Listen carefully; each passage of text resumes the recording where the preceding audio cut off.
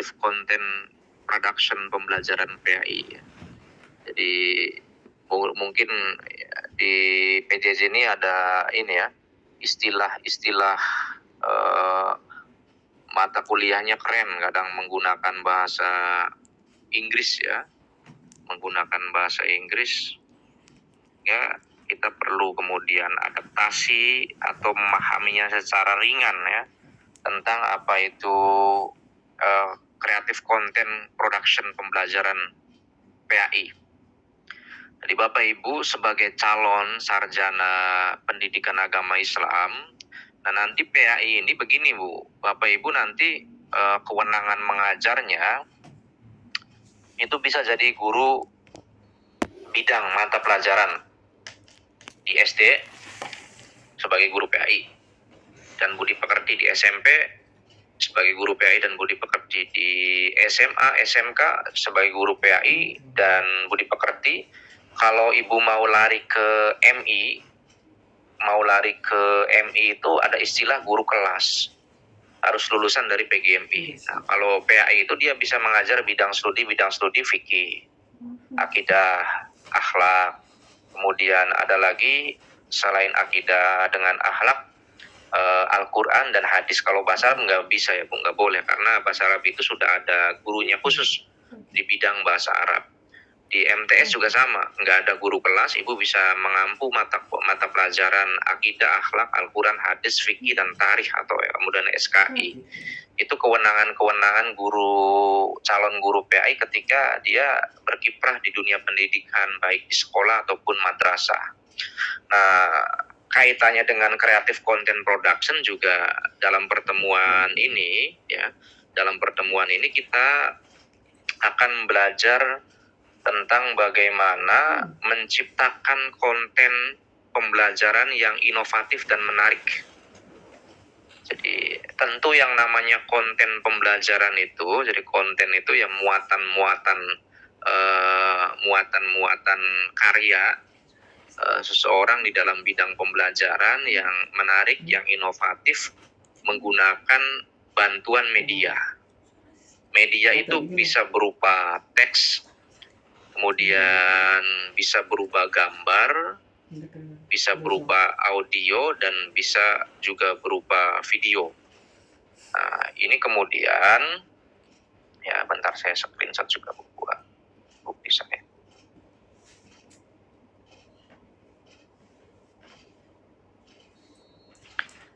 Nah, ini kemudian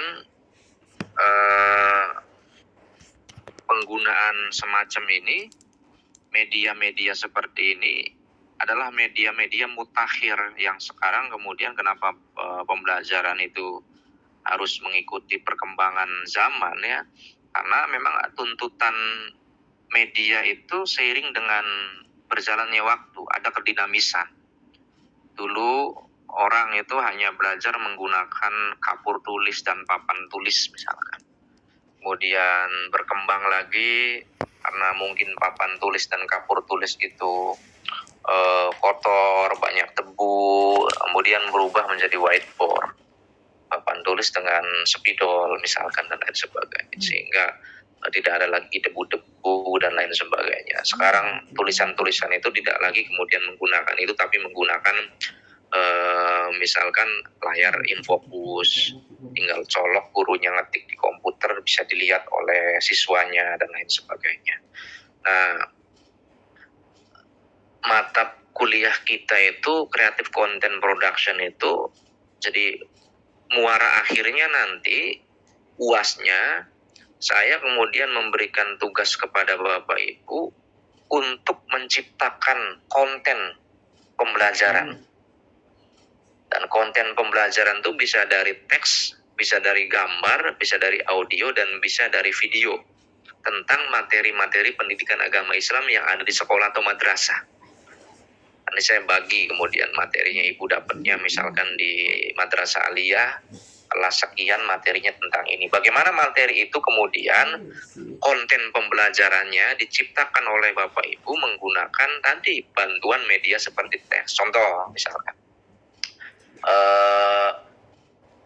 kalau Bapak Ibu sering lihat YouTube, ada orang yang mendemonstrasikan praktek gerakan sholat dan bacaan gerakan sholat. Nah, mulai dari takbiratul ihram, misalkan Allahu Akbar, misalkan tangannya seperti ini, yang dibaca Allahu Akbar ada teks tulisannya di bawah Allahu Akbar, misalkan ada artinya juga, misalkan ketika sujud bacaan yang dibaca apa, kemudian muncul teksnya, kemudian muncul kemudian artinya selain gerakan. Itu adalah salah satu contoh konten production atau isi produksi pembelajaran pendidikan agama Islam yang menggunakan cara-cara kreatif. Karena sementara orang mengajarkan sholat itu kan misalnya hanya dengan ceramah, itu kan nggak menarik dan kemudian nggak bisa memberikan pembelajaran yang bermakna. Jadi dalam mata kuliah ini Bapak Ibu dituntut untuk kemudian bisa memproduksi konten-konten kreatif yang berhubungan dengan materi pembelajaran PAI agar disampaikan dengan cara-cara yang menarik. Satu itu.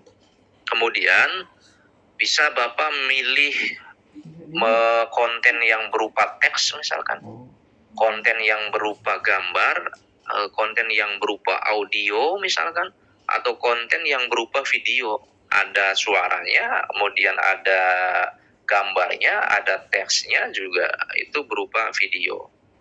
Nah, tujuan kenapa guru dituntut untuk kemudian memproduksi konten pembelajaran yang kreatif ini adalah untuk mengedukasi, menghibur atau menginspirasi audiens dengan cara yang kreatif dan efektif.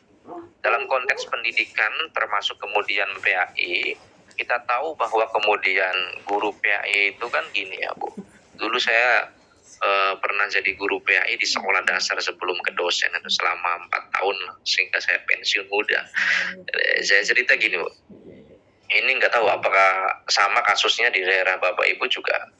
Ibu flashback bayangkan ketika Ibu sekolah dari mulai sekolah dasar sampai kemudian SMA atau alia SMK, rata-rata guru PAI ini adalah guru yang mohon maaf tertinggal secara teknologi.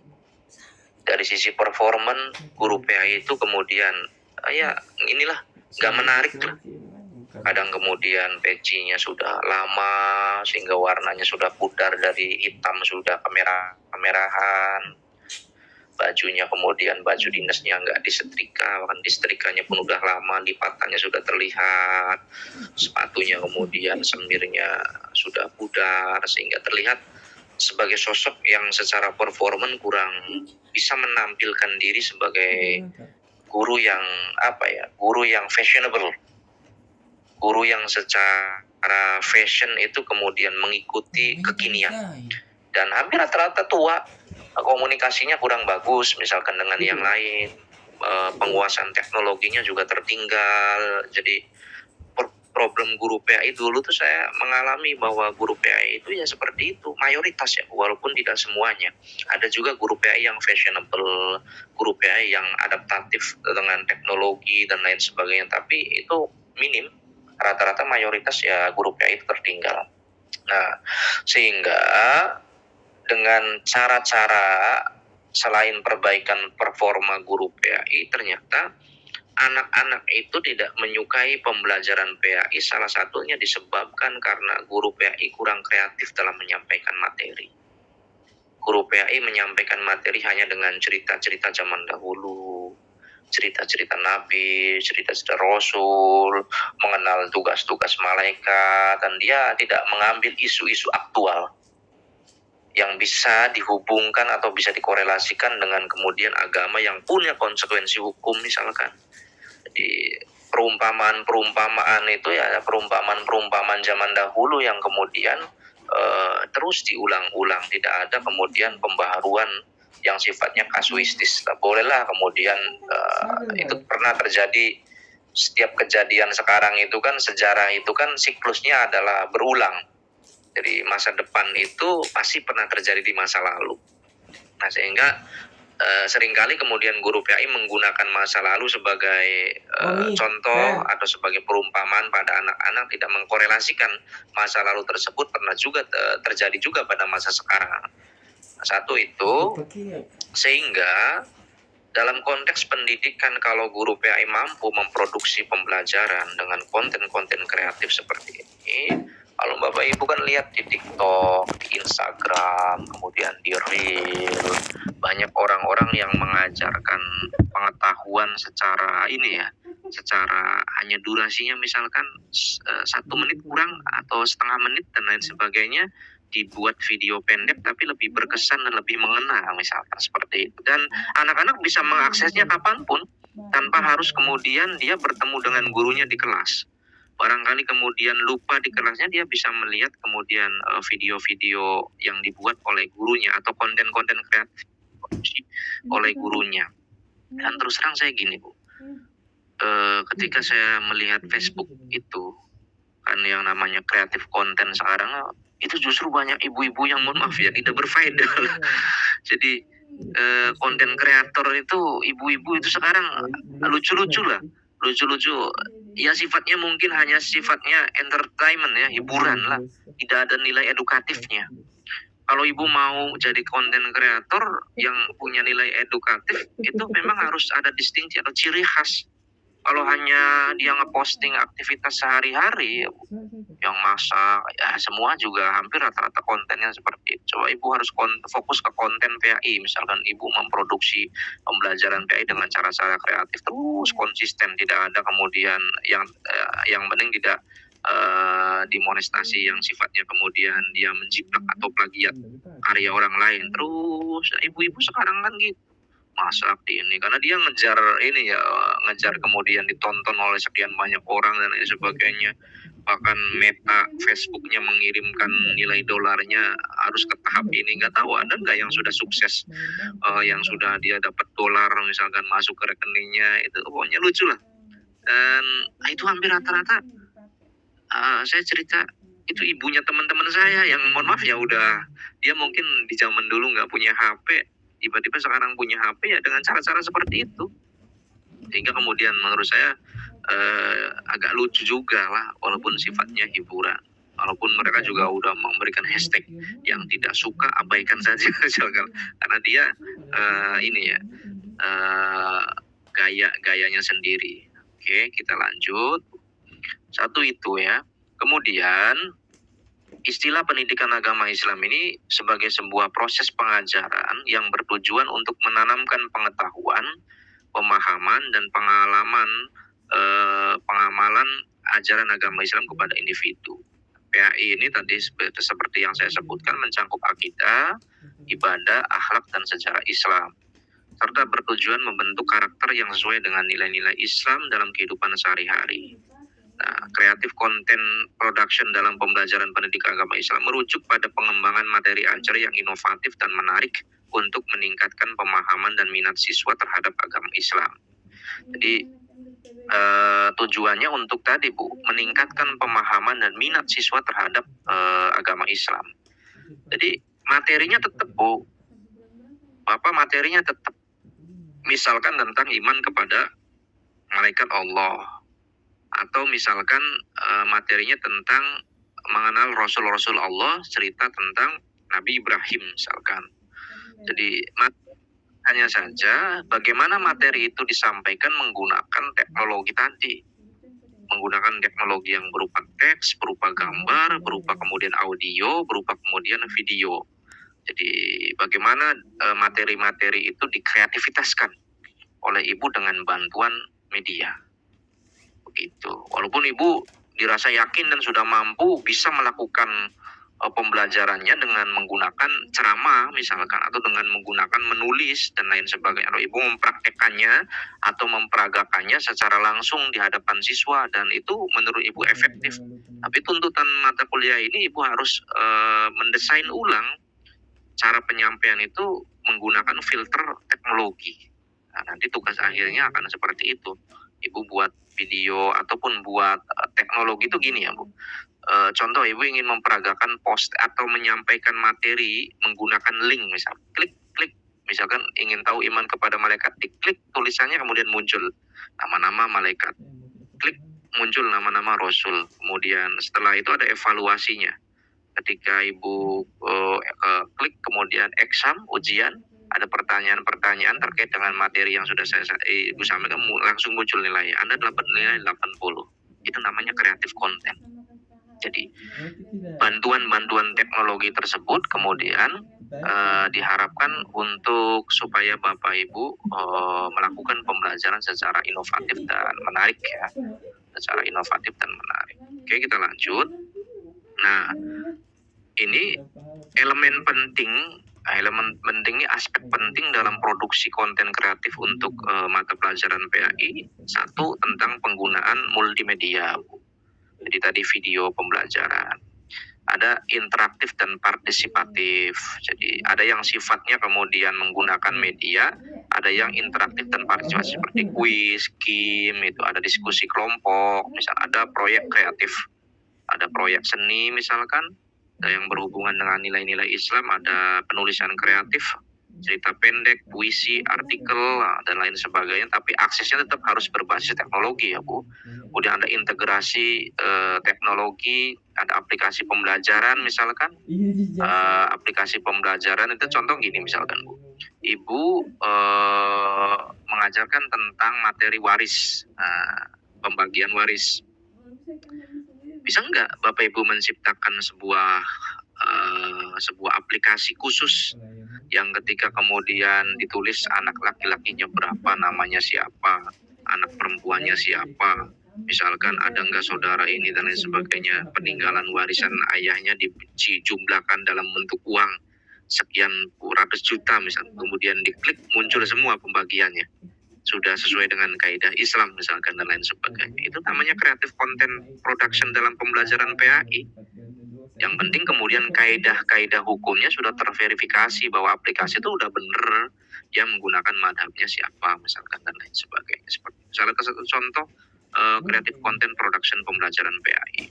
Kemudian ada lagi kemudian integrasi teknologi. Jadi selain aplikasi pembelajaran, ada podcast misalkan. Podcast itu ini yang lebih canggih ya. Sebenarnya podcast yang laku di kita itu kan podcast yang berbau kemudian jorok, yang berbau senonoh misalkan, itu pasti banyak viewernya, banyak yang nonton dan lain sebagainya. Coba aja Ibu lihat di reel di Facebook itu dan lain sebagainya. Biasanya konten-konten pembahasannya adalah konten-konten yang sifatnya seksualitas misalkan. Konten-konten yang sifatnya kemudian humor, konten-konten yang sifatnya kemudian horor, itu pasti banyak peminatnya. Kalau konten-konten yang sifatnya edukatif itu sangat jarang untuk kemudian dilihat oleh orang lain. Ini bagaimana seorang guru harus konsisten, dia kemudian misalkan menggunakan media podcast untuk kemudian menyampaikan topik-topik PAI. Sehingga dalam satu waktu itu produksinya misalkan Ibu punya ruangan khusus ya yang Ibu rekam sendiri, Ibunya ngajar, menyampaikan materi lewat ceramahnya bisa tiba-tiba muncul kemudian layar ininya, layar digitalnya, sehingga ada suaranya Ibu saja, muncul tulisan-tulisan materinya, muncul ayatnya, Ibunya nggak terlihat, misalkan hanya ini suaranya saja dan lain sebagainya. Itu adalah salah satu contoh creative content production. Sehingga anak-anak tuh bisa mengakses, kalau Ibu dia konsen di SD, materi PAI kelas 5, semua materi PAI itu ada di podcast Ibu, itu bisa sangat diakses. Bahkan Ibu kalau sudah bisa memproduksi itu ya, Ibu mudah sekali untuk ngajar misalkan. Gak perlu Ibu ngomong-ngomong lagi, tinggal buka aja podcast Ibu di bagian apa, Ibu menerangkan tentang misalkan sifat sabar, kemudian sifat kemudian ikhlas misalkan, buka podcastnya dan lain sebagainya. Memang butuh ekstra di awal tapi kemudian enak di akhir. Kalau penggunaan teknologi itu ya memang seperti itu. Nah, kemudian ada penerapan konteks sosial. Jadi studi kasus ya, menganalisis situasi nyata yang berkaitan dengan ajaran Islam, bagaimana penerapannya dalam kehidupan sehari. Ada kegiatan sosial juga, dan terakhir ada pendekatan berbasis project based learning, mendorong siswa untuk mengerjakan proyek jangka panjang yang berkaitan dengan tema PAI seperti penelitian tentang tokoh Islam dan lain sebagainya. Dengan memanfaatkan berbagai metode ini, pembelajaran PAI bisa menjadi lebih menarik, relevan bagi siswa. Jadi secara garis besar itu Bu, mata kuliah kita, arah kemudian muara akhir mata kuliah kita itu calon-calon guru PAI seperti Bapak Ibu itu diharapkan untuk memiliki kreativitas di bidang teknologi dalam memproduksi materi-materi PAI agar lebih menarik dan adaptif dan dinamis sesuai dengan perkembangan zaman. Saya kira itu. Silakan Bapak Ibu, barangkali ada hal-hal, kita udah sejam belum ya? 7.30 ya. Ini udah hampir 1 jam. Di akhir saya membuka sesi tanya jawab yang berhubungan dengan mata kuliah kita, baik secara teknis ya, ataupun kemudian secara materi. Silakan Bapak Ibu, saya persilakan Bapak Ibu untuk memberikan saran dan masukan atau kemudian pertanyaan. Silakan Bapak Ibu. Ini berkurang ya, udah 42. Berapa banyak sekali ini Bu? Yang katanya ada 39.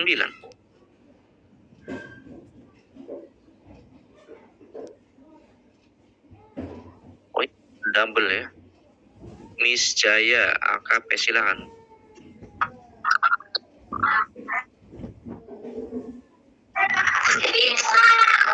Mohon izin bertanya Bapak. Iya, silakan Pak Jaya. Terkait konten yang tadi Bapak jelaskan, apakah nanti pas ada petugasan kita boleh misalkan tadi kan seperti poster, tapi kita di sana ada buat link video penjelasan gitu, misalkan ada kisah Nabi gitu Pak, terus kita sertakan di situ link biar siswa melihat link tersebut, kita klik link tersebut gitu. Apakah boleh seperti itu atau boleh? Boleh Pak. Jadi semakin ini ya, saya jelaskan teorinya Bu, bahwa mendengar dan melihat itu, daya tangkap siswa yang mendengar dan melihat itu lebih besar daripada dia hanya misalkan membaca. Semakin kemampuan indera siswa itu dilatih Pak Bu. Misalkan Bapak, dia kan lihat gambar, serang lihat gambar, diklik misalkan ada penjelasan kemudian baca, itu lebih bagus. Apalagi yang dilihat gambar, diklik bunyi suara, ada bahan bacaannya, ada kemudian audionya, nah itulah akan sangat lebih bagus. Silakan Bapak, boleh seperti itu. Nanti saya akan bagi ya tugasnya supaya merata. Ada yang kebagian nanti di SD, di MI, ada yang kebagian di SMP, di MTS, ada yang kebagian di SMA, SMK, Alia, dan lain sebagainya. Materinya sudah saya plot.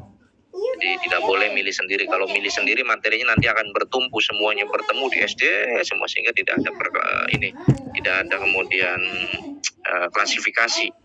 Nah, nanti itu dikumpulkan menjadi produk ya, menjadi produk yang bisa dilihat oleh Bapak Ibu ketika butuh materi apa, misalkan ternyata ini pernah dibuat oleh Ibu ini, coba kita lihat bagaimana konten kreatif Ibu ini menyampaikan materi ini. Begitu Pak Miss Jaya. Baik Bapak, terima kasih. Silakan barangkali ada dari Bapak Ibu yang lain.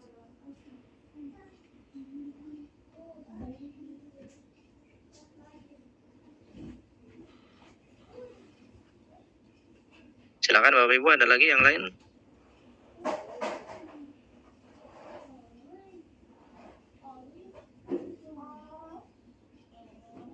Halo? Apa sudah cukup?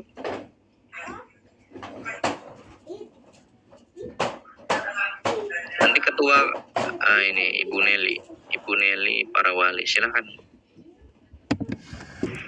Maka mau bertanya,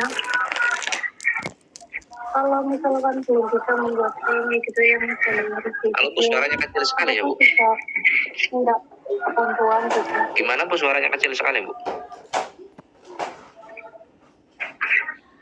Kalau misalkan belum bisa membuat film yang isinya video gambar gitu, nggak boleh minta bantuan. Tanya gitu. Oke, ini gini ya Bu. Memang guru PAI itu tidak wajib hukumnya dia ahli di bidang teknologi, karena bidang kebakarannya bukan teknologi. Nah, Ibu itu hanya atau Bapak itu hanya kemudian diberikan diberikan kemampuan tambahan untuk mengenal teknologi secara simpel. Jadi kalau ada hal-hal Ibu ingin membuat sesuatu teknologi itu ya nggak akan mungkin, karena itu bukan bidang keahlian Ibu. Jadi Ibu boleh bertanya kepada orang yang ahli, yang penting konsep dan gagasannya dari Ibu atau dari Bapak. Misalkan nggak apa-apa orang lain yang buat juga, yang penting konsepnya, dasarnya, checking kontennya dari ibu, kemudian yang mengoperasikan misalkan orang yang ahli di bidang IT misalnya, itu sangat boleh. Gitu Bu. Yang penting ibu punya ide gagasan. Nah, persoalan kemudian yang buatnya bukan ibu, orang yang lain, ya itu nggak menjadi persoalan, nggak jadi masalah. Karena itu bukan kepakaran ibu. Silakan yang lain.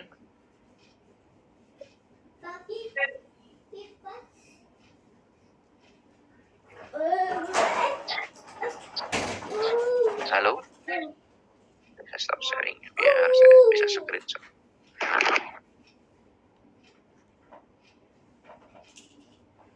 Sudah dicukupkan Pak Bu? Kalau tidak ada pertanyaan.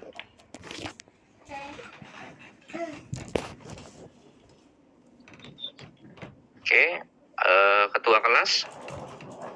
Pak siapa ya ketua kelas? Hadir Bapak. Oh Pak ini ya, Mas Arif ya. Iya Bapak. Bisa nggak rekaman absennya dikirimkan ke saya Mas Arif?